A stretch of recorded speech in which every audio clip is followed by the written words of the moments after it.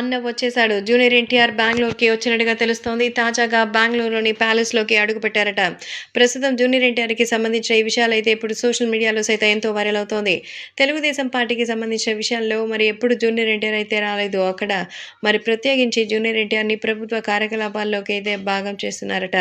ప్రస్తుతం ఈ విషయంలో తెలుసుకొని అందరూ ఒక్కసారిగా అయితే సంచలనంగా మాట్లాడుతున్నారు. జూనియర్ ఎన్టీఆర్ ఇప్పుడు బెంగుళూరుకి రావడం పట్ల అందరూ ఎంతో ఆనందంగా ఉన్నారు. ప్రస్తుతం వీటికి సంబంధించిన విషయం తెలుసుకొని అందరూ కూడా ఎంతో ఆనందం వ్యక్తం చేస్తున్నారు. కాబట్టి ప్రస్తుతం సోషల్ మీడియాలో సైతం ఎంతో సెన్సేషనల్‌గా మారుతోంది. ఏది ఏమైనా జూనియర్ ఎన్టీఆర్ రావడంతో ఆయన్ని భారీగా రిసీవ్ చేసుకున్నారు. అక్కడ బెంగుళూరుకి సంబంధించిన కొన్ని అధికారిక సమావేశాల కోసమే ఆయన్ని ఇన్వైట్ చేసినట్టుగా తెలుస్తోంది.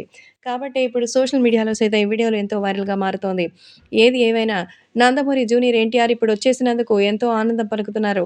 సో, ఎయిర్‌పోర్ట్‌లోకి వచ్చినటువంటి మహిళలు కొంతమంది పువ్వులు ఇచ్చారు, వెళ్ళిపోయారు. కాబట్టి ఇప్పుడు సోషల్ మీడియాలో సైతం ఈ విషయం సంచలనంగా మారుతోంది.